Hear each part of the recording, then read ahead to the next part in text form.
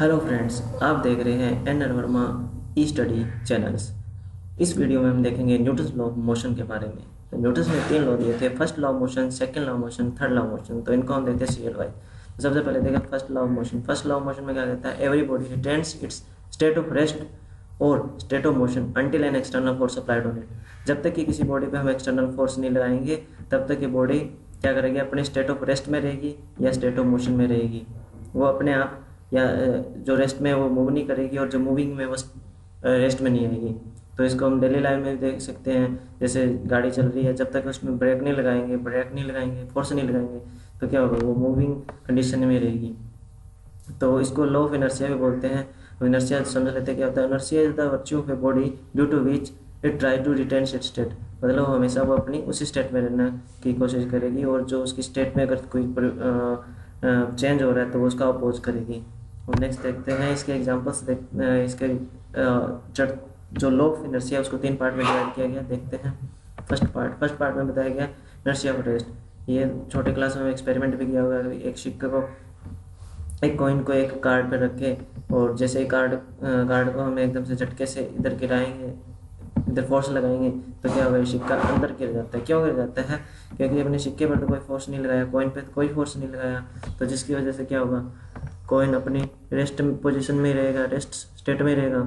तो ये क्या होगा? कॉइन इसके नीचे गिर जाएगा, नीचे चला जाएगा। तो इसी वजह से कॉइन होता है वो अपनी स्टेट को चेंज करने का अपोज करेगा। अब देखते हैं next inertia motion. Inertia motion में क्या होता है क्या? ये तो डेली लाइफ में भी देखते हैं हम। जैसे भी गाड़ी मूव कर रही होती है तेज स्पीड से और एकदम से ब्रेक लगाते हैं तो हमारी बॉडी होती है वो आगे की ओर झुक जाती है। क्यों झुक जाती है? क्योंकि पहले बॉडी हमारी मूव कर रही होती है, जैसे हम ब्रेक लगाते हैं तो गाड़ी के साथ हमारा ये पार्ट भी रेस्ट में आ जाता है। तो रेस्ट में आने के बाद क्या होगा? ये तो अपन मूविंग में कंडीशन में ही है, तो क्या रहेगा? ये फर्स्ट लॉ के हिसाब से ये क्या करेगा? मूविंग कंडीशन में रहने की कोशिश करेगा। तो जिसकी वजह से हमें क्या लगता है? आगे की ओर झटका लगता है या हम आगे की ओर झुक जाते हैं। तो देखते हैं inertia of direction. Inertia of direction में क्या होता है? बिना किसी बॉडी पे फोर्स नहीं लगाएंगे तब तक वो अपने डायरेक्शन चेंज नहीं करेगी। मतलब जब हम किसी बॉडी पे फोर्स लगाएंगे तभी वो डायरेक्शन चेंज करेगी, अदरवाइज वो अपनी डायरेक्शन अपने आप चेंज नहीं करेगी। ऐसा नहीं है कि जैसे ये बॉडी सीधी जा रही है और इस डायरेक्शन में चले जाएगी। It is impossible. अब देखते हैं इसका एग्जांपल के तौर पे। जैसे ये स्टोन है, ये थ्रेड पे बंधा हुआ है। जब इसको सर्कुलर पाथ में रोटेट करेंगे तो क्या होगा? जो इसकी वेलोसिटी होगी हमेशा परपेंडिकुलर टू रेडियस होएगी। जब एकदम से ये धागा टूट जाता है, थ्रेड टूट जाता है, तो क्या होगा? इस डायरेक्शन में मूव करेगा, क्योंकि पहले भी इसकी जो वेलोसिटी थी इसी डायरेक्शन में थी और बाद में भी इसी डायरेक्शन में रहेगी। तो ये वह इनर्शिया ऑफ डायरेक्शन की वजह से होता है ऐसा। नेक्स्ट देखते हैं second law of motion. Second law of motion में यह बताया गया the force applied on a body is equal to product of mass of a body and the acceleration produce in it. ये बता रहा है भाई, जो फोर्स होता है वो किसके प्रोडक्ट के इक्वल होता है? मास और एक्सेलरेशन के। जितना उसका मास है और जितना उसमें एक्सेलरेशन प्रोड्यूस हुआ, उन दोनों का प्रोडक्ट हमेशा फोर्स के इक्वल होएगा। और इसकी यूनिट है वो बहुत इंपॉर्टेंट है दोस्तों। इसकी यूनिट है न्यूटन। तो आपको याद रखना है फोर्स की यूनिट का है न्यूटन।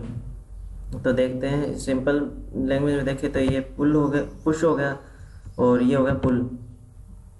क्या करा? पुल। ये दोनों एक तरह के फोर्स ही है। अब देखते हैं next third law of motion.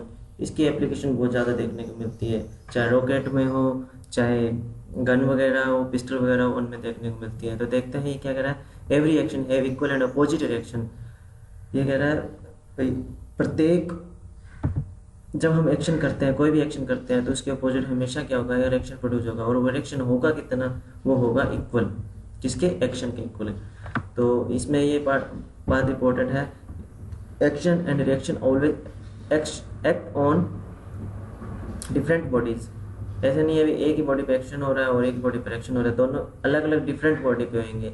जैसे इसको एग्जांपल से देखें तो जैसे ये बॉडी एक्शन कर रही है, मतलब ये छलांग लगा रही है यहाँ से, तो क्या होगा? अपने पैरों से इस बोर्ड को पीछे की ओर धकेलेगा, इसको पुश करेगा, तो इस पे रिएक्शन प्रोड्यूस होगी और इस पे क्या होगा? एक्शन होगा। ठीक है, जैसे इसने एक्शन किया वैसे इस पे रिएक्शन प्रोड्यूस होगा। तो ये होगा थर्ड लॉ ऑफ मोशन।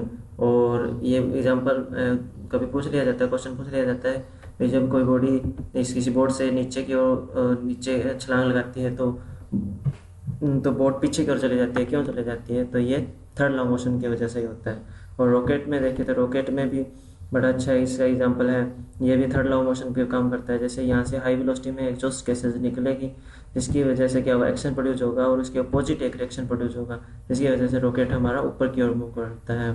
और गन्स वगैरह में देखें तो गन से यहाँ से बुलेट है वो एकदम से वेलोसिटी से निकलती है, तेज़ वेलोसिटी से निकलती है, और तो तब हमें क्या लगता है, एकदम से कंधे को जोर से झटका लगता है।